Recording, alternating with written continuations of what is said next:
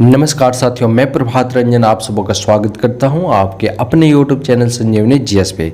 दोस्तों, हम लोग खोटा कहानी पढ़ रहे थे सोंध माटी का एक कहानी हम लोग कंप्लीट कर चुके थे युबार। आज हम लोग पढ़ेंगे ओद दीदा, जिसका मतलब होता है नम आँखें। तो इस कहानी को पढ़ने से पहले हम थोड़ा सा लेखक परिचय के बारे में बात कर लेते हैं दोबारा। इससे पहले हम लोग बहुत ही अच्छे से युबार कहानी के साथ लेखक परिचय को देखे हुए थे। सोंध माटी, जिसका अर्थ होता है माटी का सौंधापन, तो माटी का खुशबू।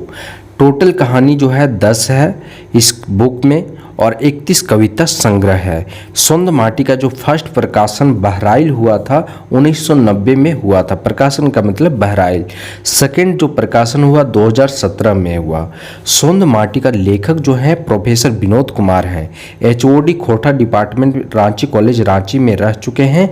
विनोद कुमार का जन्म 18 नवंबर 1961 में हुआ, दारू झुमरा हजारीबाग।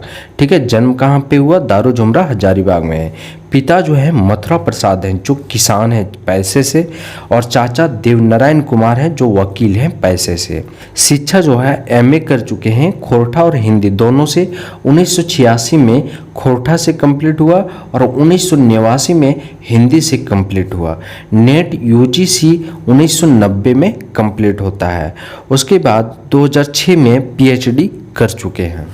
ये सेवा दे चुके हैं अध्यापन कार्य में। ठीक है, उसके बाद प्रकाशन जो है सोंध माटी का वो जनजातीय भाषा अकादमी बिहार सरकार रांची के द्वारा किया गया है। सम्मान जो है खोटा रत्न 1993 में दिया गया है। डॉक्टर अंबेडकर फिलोसफी सम्मान 2018 में दिया गया है। झारखंडी भाषा साहित्य विशेष सम्मान 2019 में दिया गया है। विलुप्त भाषाओं के प्रलेखन के सहयोग के लिए विशेष सम्मान 2021 में दिया गया। तो इतना सारा सम्मान विनोद कुमार जी को दिया गया है।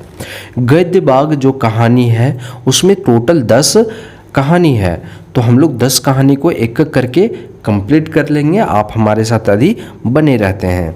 युबार कहानी हम लोग कंप्लीट कर चुके हैं। जिंदगी का डुआनी दूसरा नंबर पे है। तीसरा नंबर पे धुआं धुआं है। चौथा नंबर पे मायके लोर है। पांचवा नंबर पे अजवायर भौजिक बेड़ाइल चेंगा है।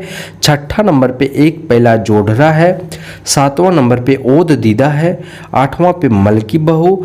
9वां पे भीतर बाहर और 10 नंबर पे हुब है। तो ये 10 कहानी हम लोग को पढ़नी है। तो आज हम लोग पढ़ते हैं ओद दीदा। दोस्तों, ओद दीदा का मतलब होता है नम आँखें। ठीक है, संजीवनी GS हमारा YouTube चैनल सब्सक्राइब कर लें। चानो वाली एक विधवा औरत होती है, ठीक है, जो रेशमी की माँ होती है। रेशमी किसकी बेटी है? तो चानो वाली की बेटी है जो विधवा है।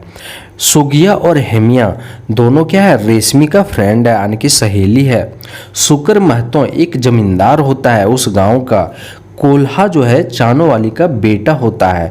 कोल्हा याद रखना है चानो वाली का बेटा, और रेशमी और जीरवा 2 चानो वाली की बेटी। यानी टोटल चानो वाली कितनी हो गई? 4 हो गई। एक चानो वाली खुद हो गई, एक बेटा कोल्हा हो गया, और 2 बेटी जो है रेशमी और जीरवा, टोटल 4 है।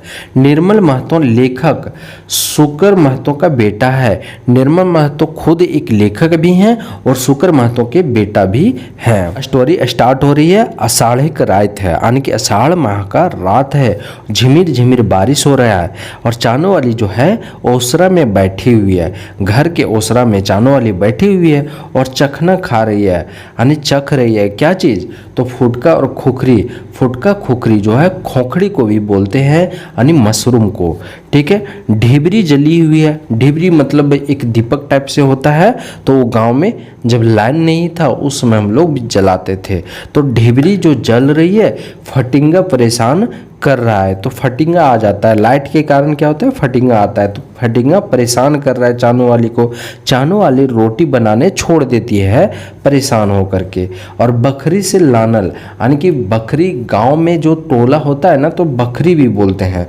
तो खुद्दीक भात और कंदक साग ये दोनों लाई हुई थी, वही खाने लगी। ठीक है, चानो वाली रेशमी से कहती है कि शुक्र महतो का घर जाओ और अंगना जगा के आ जाओ।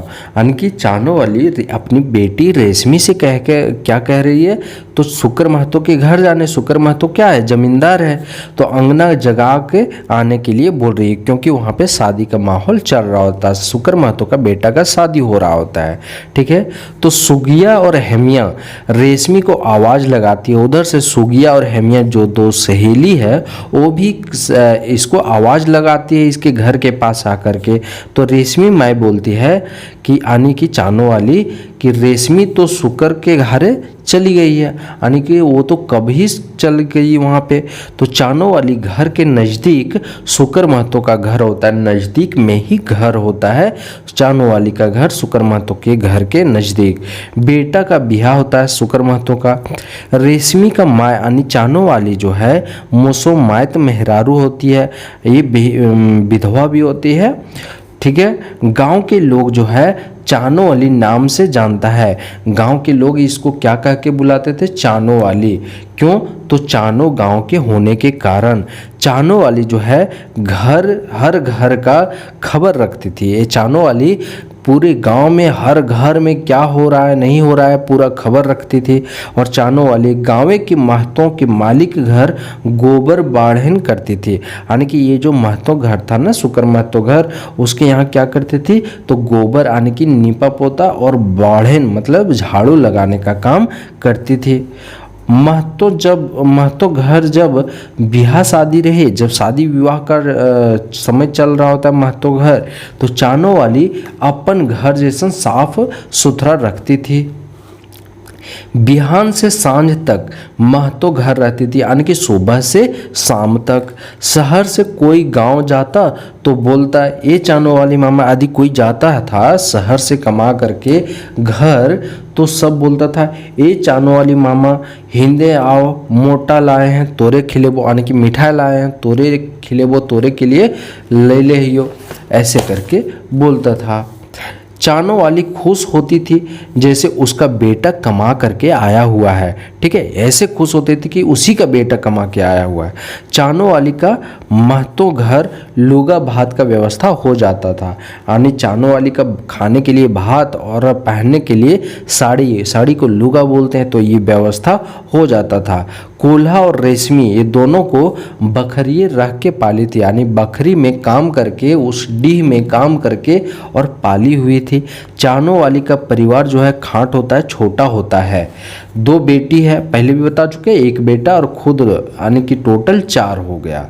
ठीक है, चानो वाली जो है सवासीन को छोड़ने और गाड़ी चढ़ाने जाती है।